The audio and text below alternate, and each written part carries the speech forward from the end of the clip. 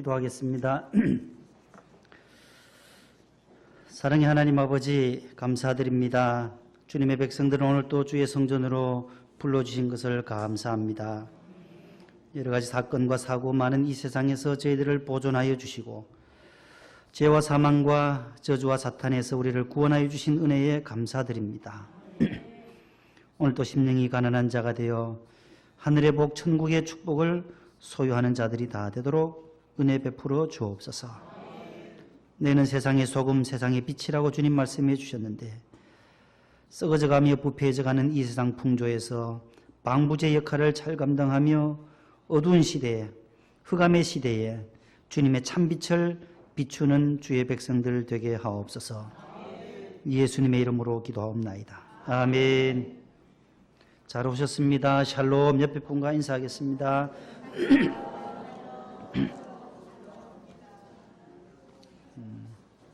주님의 평강이 함께 하시기를 바랍니다. 찬송문 열리면 만문이 열립니다. 그의 나라와, 먼저 그의 나라와, 우리 오늘 제목 한번 따라 합시다. 먼저 구할 것, 먼저 구할 것. 33절에 있는 말씀인데 오늘 본문과 관계되는 복음성가가 있어요. 너희는 먼저 그의 나라와 그 일을 구하라. 한번 반주해 주시지요. 찬송하면서 너희는 먼저 그의 나라와 그 일을 구하라. 그리하면 모든 것을 너희에게 더하시리라.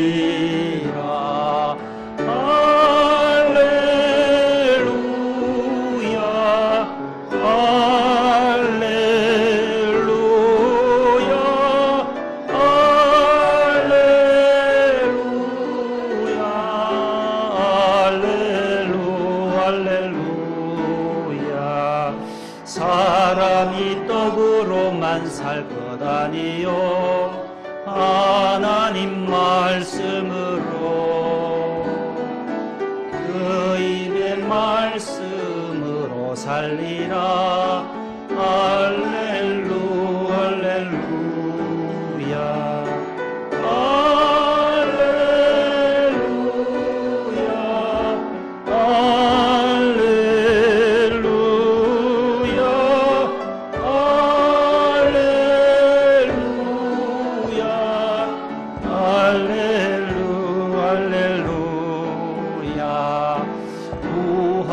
너희에게 주실 것이요 찾으면 찾으리니 두드리면 내게 열어주리라.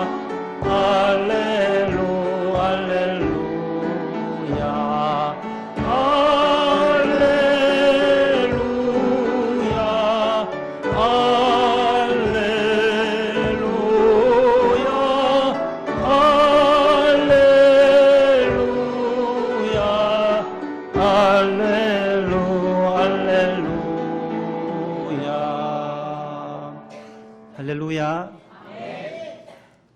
할렐루야 할렐루야 헷갈리시는데 영어식 히브리식은 할렐루야고 라틴식은 또 알렐루야로 되어 있어요. 할렐루야 할렐루야 모두 똑같은 말입니다. 시골교회에서 평생을 목회하신 목사님이 임종하셔서 천국에 가셨어요. 천국문에 들어서니 주님이 반가이 맞아주실 줄 알았는데 왔냐하고 나오시지도 않더래요. 왔냐? 좀 서운한 기분이 들어서 좀 기다렸는데 그 시골 동네에서 총알 택시 기사를 하던 분이 주일에도 잘 오지도 않던 분인데 간간히 주일에 와서 설교 시간에 졸면서 은혜 받던 분이에요. 역시 천국에 왔어요. 주님이 벌떡 일어나셔서 나오시면서 손을 잡으면서 그렇게 인사를 환호를 하더라는 거예요. 그래서 이 목사님이 좀 마음이 서운해가지고 섭병에 걸려서 주님, 저는 평생 설교하고 시골 목회하다가 왔는데 어떻게 저 총알 택시 기사만 그렇게 반가이 맞아주십니까? 그때 주님이 너는 설교 시간에 교인들을 졸게 했지만 저 총알 택시 기사는 승객들로 하여금 기도하게 만들었다. 집에 가시다가 웃으시려나 보죠? 네. 아무리 설교를 잘해도 졸지 않게 하는 설교 참 쉽지 않아요. 우리 원로 목사님 설교가 아주 유명한 설교가이신데도 불구하고 명성교회 오셔서만 설교할 때 안 졸아요. 흥구교회, 월전교회, 풍북교회, 거촌, 농촌교회 모든 성도님들은 원로 목사님 설교 시작만 하면 조시는 거예요. 왜요? 피곤하니까. 농사 지으시는 분들 밤 9시 반 10시에 수요 예배를 드린다고 하니 밤늦게 와서 들에 갔다가 오셔서 밤늦게 예배 드리니까 졸 수밖에요. 그래서 설교를 졸지 않게 하는 설교하기가 참 쉽지 않아요. 그런데 이 목동 성전에는 한 분도 안 졸아요. 제가 설교 죽을 쓰는데도 안 좋으니까 참 저는 감사해요. 따라합시다. 먼저 구할 것. 우리가 예수님을 믿는다고 할 때에 제일 기뻐하시는 분이 누구이시겠습니까? 바로 예수님이세요. 우리가 예수님을 믿을 때 예수님은 가장 기뻐하시고 우리를 가장 반가이 맞아주시는 분이에요. 예수님을 믿는다고 할 때에 예수님을 좋아하고 사랑해야 하는 것은 마땅한 것이지요. 그리스도인이라고 하는 것, 예수님을 본받아 살아가는 자들을 말합니다. 그래서 다시 말하면 그리스도인, 성도는 하나님이신 예수 그리스도를 내 마음에 모시고 그의 삶이 변화되는 사람, 그리스도를 내 마음에 모시고 그의 인격이 변화되는 사람, 그리스도를 내 마음에 모시고 그의 모든 주위를 변화시켜 나가는 사람, 내 마음 구원받고 나만 구원받고 끝나는 것이 아니라 내가 믿은 예수 그리스도, 그분을 친척에게, 아내에게, 남편에게, 자녀에게, 학교 동료에게, 회사 동료에게 전하는 사람, 주위를 변화시켜 나가는 사람을 그리스도인이라고 말합니다. 주님을 모시고 사는 그 사람의 관심사가 주님의 관심과 맞추어지는 사람. 다시 말하면 예수 믿는다고 하는 것은 그리스도 중심적인 가치관의 변화, 예수님 중심의 가치관의 변화된 것을 우리는 예수 믿는다라고 말해요. 더 쉽게 설명하면 예수 믿기 이전에 생각했던 그 가치가 있어요. 가치관이 있어요. 삶의 형태들이 있어요. 형식들이 있어요. 그것이 예수 믿은 다음에는 바뀌어진다는 거예요. 그 전에 좋아하던 것이 싫어지게 되는 것. 예수 믿기 전에 술이 좋았어요. 예수 믿기 전에는 도박이 좋았어요. 마약도 좋았어요. 세상 쾌락도 좋았어요. 담배도 엄청 꼴초로 그렇게 피워댔어요. 그런데 예수님을 영접하고 나니 그 과거의 것들이 다 배설물처럼 소용없더라는 거예요.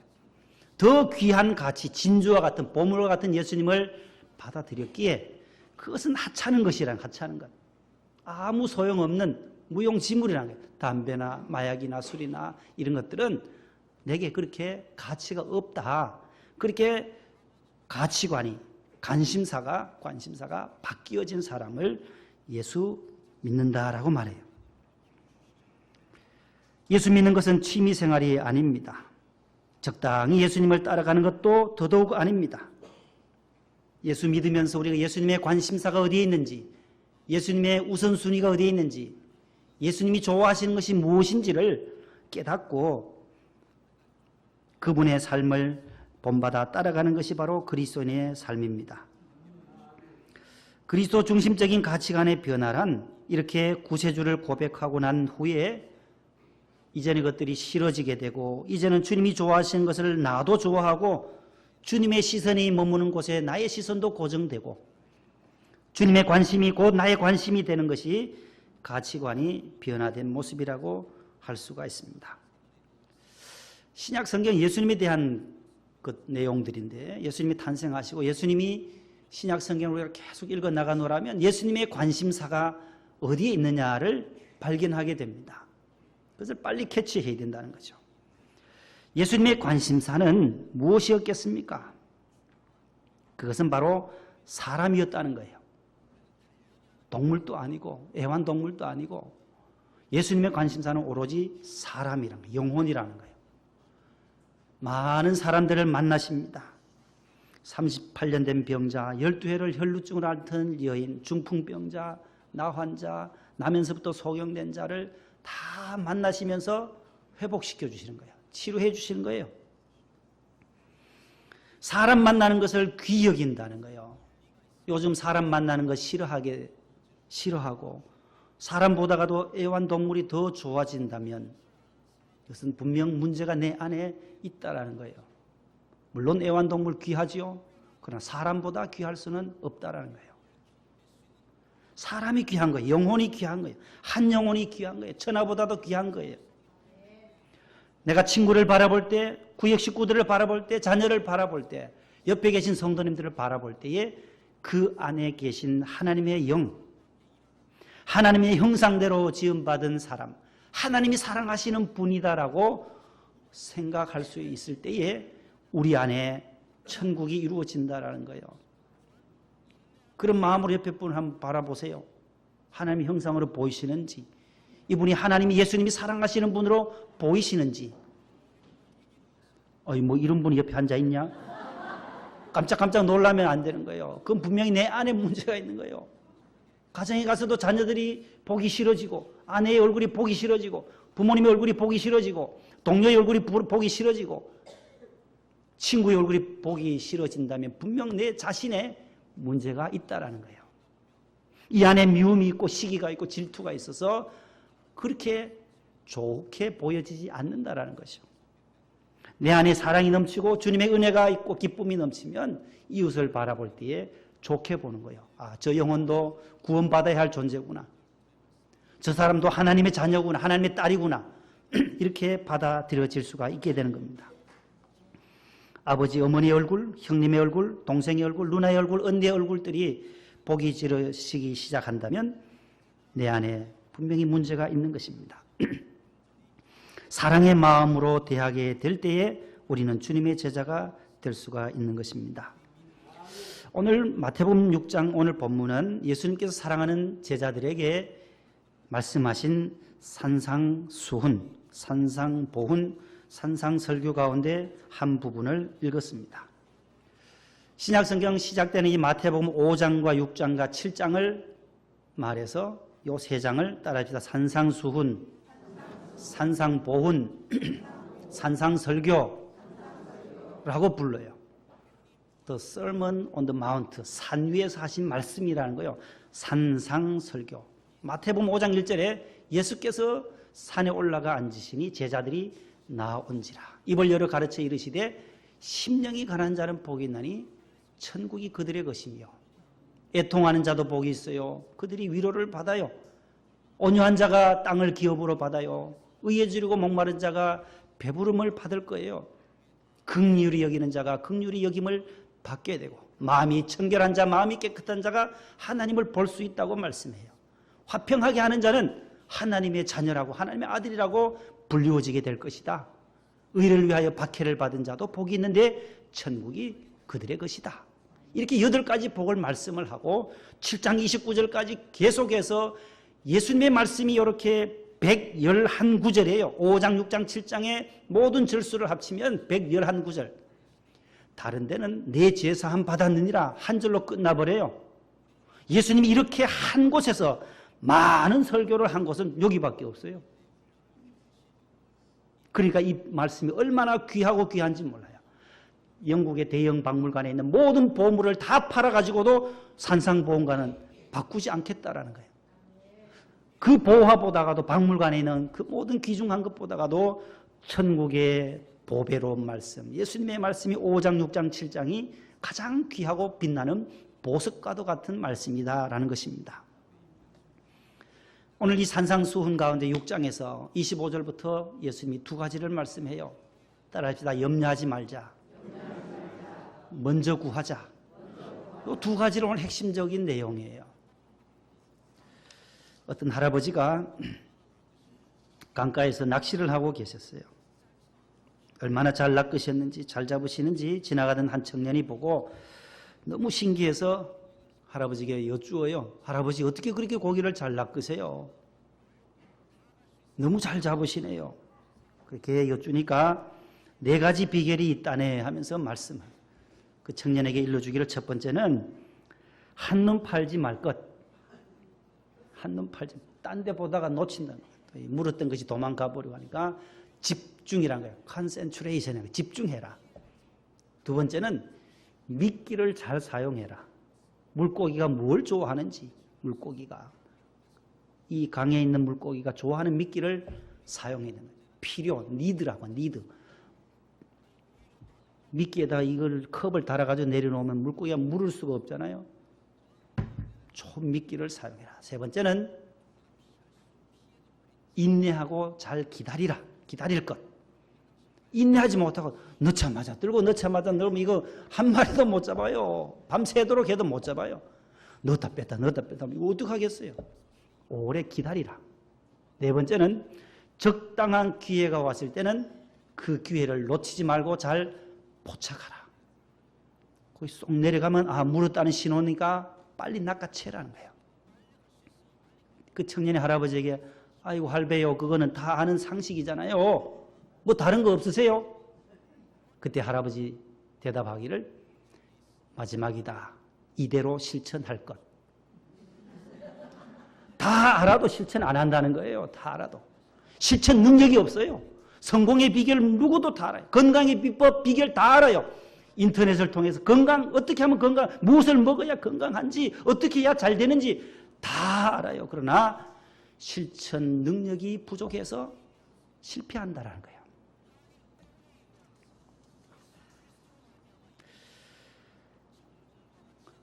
여러분 청소년들의 건강도 마찬가지예요. 건강에 해로운 것들만 골라서 해요. 요즘은 초등학생까지 벌써 흡연에 손을 대는 거예요. 초등학교 4학년, 5학년, 6학년 벌써 담배를 피워요. 이리 내려와서 신남중학교 아이들이 이리 와서 지하로 해서 이리 가서 이쪽으로 여리고 주차장으로 해서 이쪽 동네로 가요. 이쪽에서 모여서 뭐 하는지 아세요? 전부 4-5명이 모여서 담배를 피워요. 용감해요. 담대해요. 제가 목사인 줄도 모르죠. 여기서 청소하고 뭐 이렇게 왔다 갔다 하니까 낙엽 쓰니까 아이고 저분이 뭐 사찰집사인지 아무 관계 없어요. 얼마나 담대한지 몰라요. 혼자 하면 안 피워요. 혼자는 절대로 안 피워요. 끼리끼리 4명 5명이 감나무 밑에서 왁짝지껄 소리 지르면서 피워요. 그것이 사춘기에 얼마나 몸에 해로운지를 안다고요. 알아요. 알면서도 피우는 거예요. 가르침을 뱉어가며 담배를 피우고 꽁초를 버리고 그냥 가는 거예요. 떠들면서. 아유 집사람은 그런 애들 손대지 말라고 야단도 치지 말라고 보복당한다는 거예요. 보복. 어른이 없어요. 요즘 어른이 없어요. 아이들도 겁을 안 내요. 그래도 예수 믿는 친구들은 그래도 달라요. 우리 목동 성전에 나는 우리 중고등부 아이들은 또 달라요. 그래도 예절이 있고 예의가 있고 하나님을 모르니까 저 아이들이 건강에 해로운 것들을 그냥 손대는 거예요. 술이나 담배나 마약이나 본드를 흡입하면 몸에 해로운 것 자기들도 알아요. 그러나 그걸 컨트롤을 못하는 거예요. 그 능력이 실천 능력이 없다라는 거예요. 성공에 역행하는 것이 문제라는 거죠. 공부의 비결도 잘 알고 있어요. 자기가 세운 계획대로 하나하나 차근차근 공부해 나가야 되는데 그 계획은 실천하지 못하고 시간을 엉뚱하게 허비하고 만다라는 것입니다. 현대인들의 결정적인 약점이 바로 여기에 있어요. 의지의 박약이에요. 의지 박약. 정신 박약이 아니라 의지 박약이라는 거예요. 작심 3일 정도도 아니에요. 작심 1시간도 못 되는 것이 문제라는 거예요. 결심한 것들을 꾸준히 실천하는 실천력이 부족하다는 거예요. 실천 능력이 없다는 거예요. 왜 실천하지 못할까요? 그동안 실천해 본 경험이 없기 때문에 그렇다는 거예요. 나는 아무것도 못한다. 되는 대로 살자. 이렇게 되었으니까 실천해 보려고 작정만 했지 밀어붙이는 그 집중력이 꾸준함이 없다라는 것입니다. 작은 일부터 단 한 가지라도 바로 실천해 나갈 때에 성취감을 맛보게 됩니다. 긍지와 자부심을 갖게 되는 것입니다. 여기에 바로 성공의 비결이 있는 것이지요. 오늘 본문에는 예수님께서 새로운 성공의 비결을 말씀해요. 25절 우리 성가대가 한번 읽어주세요. 25절 시작. 그러므로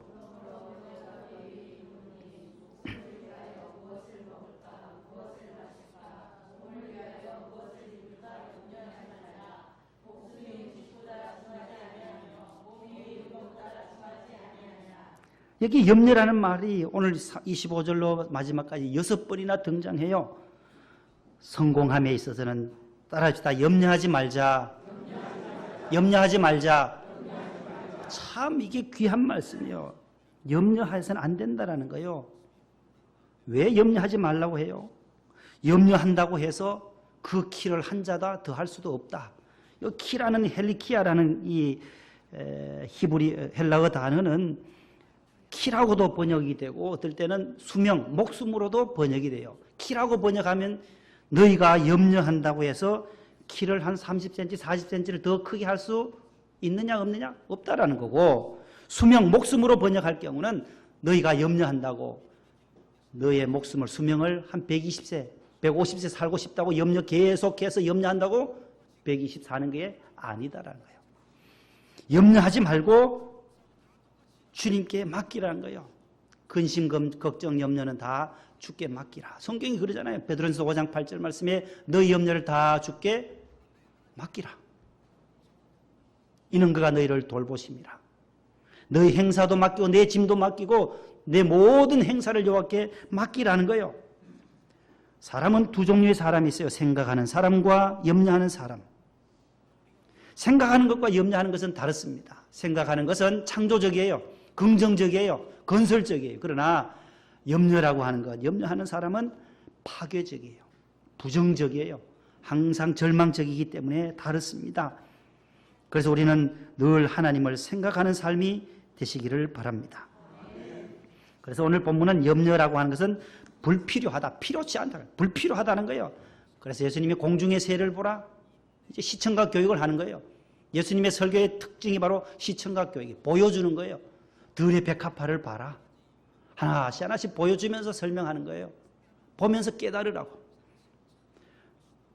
새들이 걱정 근심하더냐, 다 내가 입히고 먹인다. 하나님이 다 하신다라는 거예요. 염려해서 되는 일은 아무것도 없습니다. 우리는 그것을 잘 알고 있습니다. 그런데도 이상하게 염려의 노예가 되어서 생각도 어둔해지고 판단도 흐려지고 능력도 없어지게 되는 것입니다. 염려의 노예뿐만 아니라 염려는 엄청난 손해를 끼칩니다.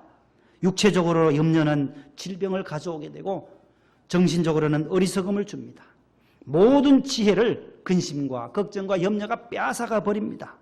그래서 잠언 17장 22절에 마음의 즐거움은 양약이라도 심령의 근심은 뼈로 상하게 하느니라. 마르게 하느니라. 뼈가 말라지고 뼈가 상해지는 것, 마음의 근심이라는 거예요. 다른 보약이 따로 없다는 거예요. 마음의 기쁨, 이 신령한 죄 사함 받은 기쁨, 구원받은 기쁨이 가장 큰 보약이고 양약인 줄로 믿습니다. 명랑하고 기쁘고 은혜롭고 즐거우면 모든 질병은 도망가게 되어져 있어요. 의학적으로도 염려하는 사람은 쉽게 질병에 감염된다고 합니다. 기쁨과 감사와 은혜의 신앙생활을 하면 혈액순환도 잘 되고 소화도 잘 시키고 호르몬 분비도 원활하고 자연히 잠도 잘 오잖아요. 설교 중에도 주무시는데 잠이 얼마나 잘 오겠어요. 어찌 건강하지 않겠습니까? 마음이 기뻐야 된다는 거예요. 염려를 버리고 염려로부터 벗어나기를 축복합니다. 빌립보 4장 6절에 아무것도 염려하지 말고 다만 모든 일에 기도와 간구로 너희 구할 것을 하나님께 아뢰라. 그리하면 모든 지각에 뛰어난 하나님의 평강이 우리 마음과 생각을 주장하여 주시겠다. 하나님의 평강이 우리 마음을 생각을 주장하니까 질병도 오다가도 도망갈 것이고 잠도 잘 잘 것이고 소화도 잘 시키게 될 것이고 우리가 걱정, 근심 주님께 맡기고 염려하지 말고 다 주님 앞에 기도로 풀어내시기를 바랍니다. 두 번째 성공의 새로운 비결을 주님께서 따라합시다. 목적을 바로 세우라. 염려하지 말라고 말씀하시고 그 다음에는 목적을 바로 세우라는 거예요. 우선순위를 바로 정립하라는 거예요. 우선순위. 프라이오리티라고 하는 거. 우선순위를. 그 목적과 우선순위가 불변한, 변치 아니하는 그 목적과 우선순위를 세워야 한다는 거예요. 그것을 오늘 예수님은 33절에서 말씀해요. 33절 우리 앞에 계신 우리 성도님들 다 한번 읽어보세요. 성가대 제외하고 33절 시작.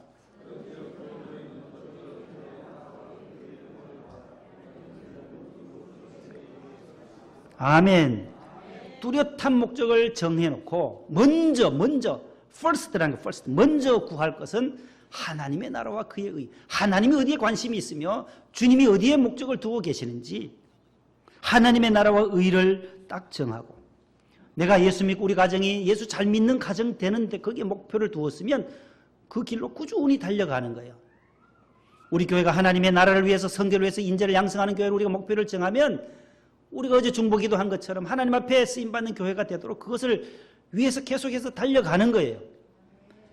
오늘 우선순위를 바로 세워야 한다고 말씀하는 거예요. 순서가 바로 되어 있을 때 벌써 성공을 가져오는 비결이라는 거예요. 성공이 있다는 것이죠.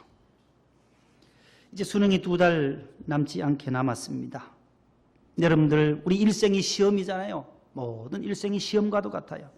우리 수험생들에게도 또 다른 시험이 다가오고 있습니다. 11월 달에 치르게 될 학생들에게 우리 선생님들이나 우리 어르신들이 늘 부탁하잖아요. 무엇을 부탁해요? 걱정하지 말고 안정된 마음을 가지고 평안한 마음으로 수험장에 들어가라. 고사장에 들어갈 때 불안하면 안 된다. 그러면 3년 동안 공부한 것 다 쓸 수 없으니 실력 발휘 못하니까 불안하지 말아라. 걱정하지 말고 평안하게 임해라. 그렇게 부탁해요. 그러나 여기 하나 더 있어요. 저는 부탁하고 싶은 것이 하나 더 플러스 아는 것부터 써라. 이걸 꼭 말을 해줘요. 아이들에게. 아는 것부터 써라. 얼마나 중요한지 몰라요. 이거요. 아는 것부터 쓰라고. 1교시 50분 동안에 50문제가 있다고 하면 1번 문제가 딱 내 마음에 거슬려요. 이놈 네가 이기나 내가 이기나 한번 해보자. 1번만 붙들고 풀면 나머지 2번 3번 계속 나가야 하는데 너가 이기나 내가 이기나 한번 내가 3년 동안 얼마나 고생했는데 밤새도록 우리 엄마가 기도하고 목동성전 가서 체라도 기도하고 했는데 내가 1번 더 못 풀 줄 아냐고 붙들고 있으면 어떻게 되겠어요? 49분 지나가면 50분에 가면 종 쳐버려요. 감독관이 시험지 내라고 제출하라고 다 수거해 가버려요. 모르면 건너뛰어야 돼요. 자기가 가장 자신 있는 것 2번 문제로 넘어가야 되는 거예요. 눈 감고도 풀 수 있는 문제 2번 3번으로 넘어가야지 1번만 붙잡고 있으면 종치고 마는 거예요. 다 알 필요도 없어요. 다 풀 필요도 없어요. 다 우리가 돈을 많이 가질 필요도 없어요. 이게 인생이에요. 인생이에요. 여러분 우리 인생이 종칠 날이 얼마 남았어요? 주님이 오라면 가야 되는데 할 수 있는 것, 내가 할 수 있는 것, 하나님 우리에게 주신 그 시간표 안에서 먼저 해야 할 것을 먼저 해야 된다는 거예요. 우선순위를 정하고 그렇게 나아갈 때 절대 우선, 특별히 한계 안에 있잖아요. 우리 한계 안에. 요 시간이 한계가 있어요. 수험생도 시간이 50분이면 50분 그 시간 안에 풀어야 되고 인생도 딱 한계가 있어요. 출생했잖아요. 저와 여러분들. 이제는 마지막 끝이 밖에 안 남았어요. 그 한계 요 안에서 남은 요 시간 안에서 무엇을 어디에 목적을 두고 살아가야 하느냐 그 말입니다. 우선순위를 오늘 예수님이 말씀해요. 먼저 해야 할 것이 있다. 먼저. 그의 나라와 그의 의를 구하라는 거예요. 먼저 그의 나라와 의. 다른 일 다 못해도 좋아요. 이건 꼭 해야 된다. 다른 일 다 실패해도 괜찮아요. 이거 하나만은 꼭 성공해야 돼. 다른 것 다 실패해도 예수 잘 믿는 일에는 이것에는 올인해야 하는 이런 마음, 이런 집중력이 있고서야만 성공할 수 있다는 거예요. 그 한번 사진 한번 보여주실래요?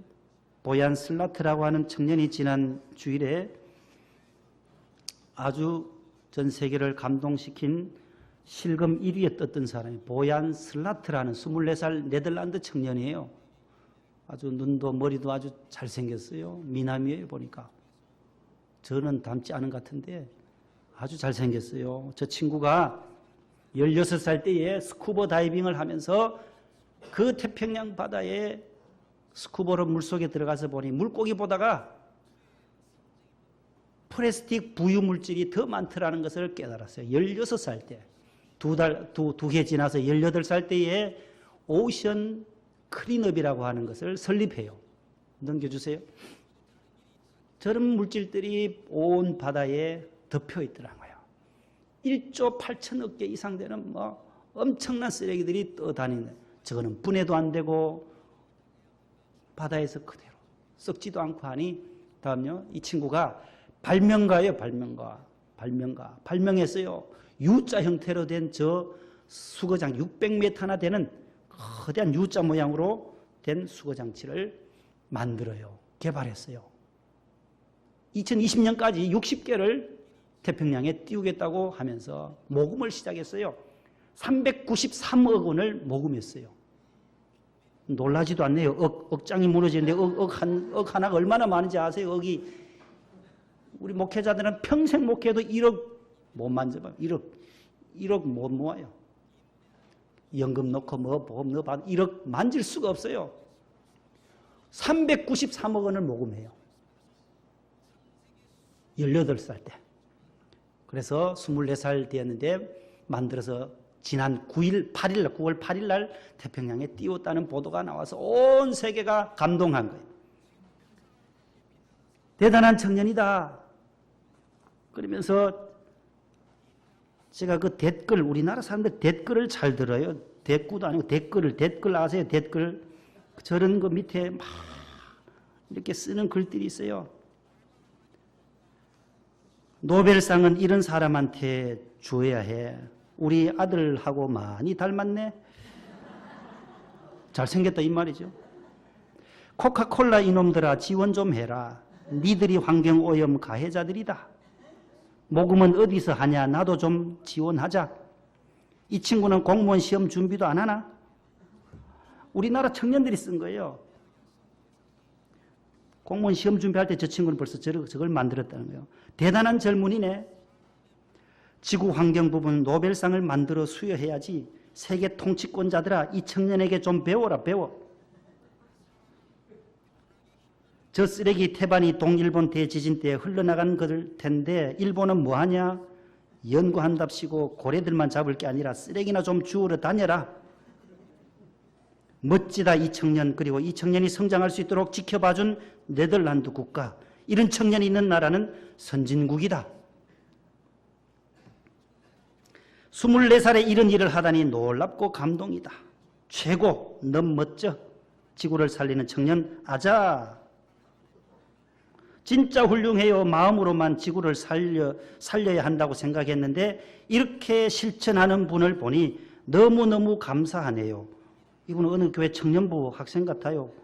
이런 마음을 쓴 거 보니까 18살 때 설립했단다. 이 친구는 400억 원으로 태평양의 오물을 걷어내네.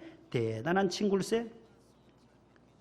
18세부터 이런 것에 관심이 있어서 24세의 실행에 옮기는 젊은이가 네덜란드에 있다니 정말 부럽습니다. 기독교 국가 아니에요. 네덜란드가요. 화란히 개혁교회. 우리나라 청와대에도 설치해 주시기를 간곡히 바랍니다. 이 참 엉뚱한 사람들 많아요. 이 쓰레기, 해양 쓰레기인데 왜 청와대에다가 갖다가 설치하라. 장한 청년이네. 우리 시대 영웅이네. 게다가 미남일세. 진정한 슈퍼히어로 리스펙트. 태평양 쓰레기 제일 많이 버리는 나라가 일본. 멋지다. 존경스럽다. 정말 몇백 년이 걸려도 해야 할 일은 해야 한다. 제발 좀 바닷가에 쓰레기 좀 버리고 가지 마세요. 해운대 앞에 살아보니까 바다에 쓰레기 떠내려 갈까 봐 자꾸 줍게 된다. 아이는 창피하다고 줍지 말라고 하는데 바다 앞에 지나갈 때 너무 쓰레기가 많아서 항상 걱정이다.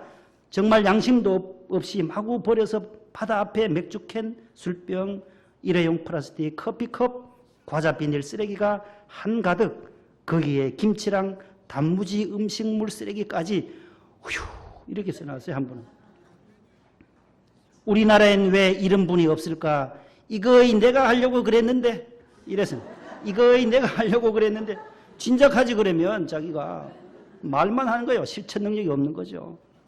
인류의 문제로군, 인류와 모든 동식물을 위한 일이로군 전 세계 나라들이 지원해 줘야 한다. 전 세계에서 가장 많이 쓰레기를 배출하는 중국이란 나라는 과연 한 푼이라도 지원했을까? 전 국민이 빨대 사용 안 하기 운동에 동참해 주세요. 한번 생각을 곰곰이 생각해 보세요. 온 지하철, 온 동네 지나가는 데마다 마신 커피, 플라스틱은 꼰대꼰대 우리 여기 주차장에도 다 버리고 가요. 담배 피우고 그다음 것도 누구 가고 저도 이제 밖에 절대 쓰레기를 버리지 않겠습니다. 일회용품을 웬만하면 쓰지 않겠습니다. 나는 환경미화원 분들이 위정자들보다 국가에는 훨씬 더 보탬이 된다고 굳게 믿습니다. 정말 멋진 사람, 참다운 사람, 위대하고 우월한 남성, 우리도 저런 사람 있으면 좋겠지? 이거 전라도 사람이 썼나 보다. 좋겠지? 광주에서 썼나 봐요. 우리 김태숙 권사님. 좋겠지? 중국에서 돈 많이 내야 혀. 이건 충청도인가 보다. 돈 많이 내야 혀. 역시 선진국답다. 한국도 좀 청소 좀 해주시지. 우리나라도 쓰레기가 넘쳐난다 넘쳐나. 이런 것보다 중국 인구를 5분의 1로 줄이는 게 훨씬 환경에 도움이 될 듯. 13, 14억인데 5분의 1로 줄이면 좀 덜 버릴 수 있다고 이렇게 올려놓은 친구들도 있습니다. 자, 우리 여기 교회 옆에 조금만 여기 올라가면 구원파가 있고 그 옆으로 돌아가는 그 벽에 보면 신월 2동에 여기가 신월 2동 상습 무단 투기 지역 선정이 됐어요. 쓰레기 상습 무단 지역 선정됐어요. 거기가 누구가 선정했느냐? 신월 2동 동장님이에요. 은혜교회 장로님이세요. 제가 전화를 해보니까 은혜교회 장로님이시니까 역시 장로님이니까 다르구나. 그렇게 무단으로 버려도 아무도 관심 없어요. 쓰레기 하나 있으면 계속 더 불어나요. 없으면 괜찮은데 지금 가보세요. 망신지역이라고 프랑카드를 장로님이 갖다 써붙였어요. 신월 2동 쓰레기 무단 지역 선정 망신지역 크게 빨간 걸로 써붙였어요. 정말 망신당할 만하죠. 망신당하고서야 이제서야 제가 거기 쓸어내고 나니까 이제는 휴지를 안 버려요. 거기에. 여기 한번 가보세요. 얼마나 깨끗해진지 몰라요. 지나가면서 담배꽁초 쓰레기 여기 마트에서 사가지고 복숭아 하나 사가지고 한 박스를 집으로 가져가야 되잖아요. 여기 와서 여기다가 교회 앞에다가 박스 놔두고 복숭아만 비닐에만 담아가지고 박스하고 스티로폼 그다 버리고 가고 희한해요. 이 동네 이 사람들이요. 안 믿으니까 하나님이 없으면 양심이 없는 거예요. 우리가 다시 한번 생각해야 돼요. 우리 다음 세대들이 물려줘야 할 땅이고 물이고 다 그래요. 이게 뭐 테이크아웃인지 무슨 아웃인지 해가지고 다 들고 다니 지하철에 버리고 마시다 보면 지하철에 가보세요. 얼마나 얼음하고 같이 그 치우는 환경미화원들은 물하고 막 섞여가지고 커피하고요. 너무너무 힘든다는 거예요. 다 오물 뒤집어 쓰고 음식물에다가 안 넣고 일반 쓰레기는 음식물을 넣어가지고 그걸 들고 씻다가 다 뒤집어 쓰고 고생들 하는 거예요. 우리가 다른 사람, 고생하는 분들을 생각하면 우리 스스로 잘 조절해야 된다. 먼저 그의 나라와 그의 의가 뭐겠어요? 우리 그리스도인들의 공부를 해도 하나님 나라를 위해서, 하나님 기뻐하시는 일을 위해서 학자가 되고 정치가가 되고 변호사가 되고 과학자가 되고 발명가가 되어도 하나님의 영광을 위해서 일을 해야 한다는 거예요. 거기에 목적이 있어야만 진정한 경주자에서 성공자가 되는 거예요. 다른 것들은 다 지나가는 거예요. 하나님이 무엇을 기쁘시게 할 건가?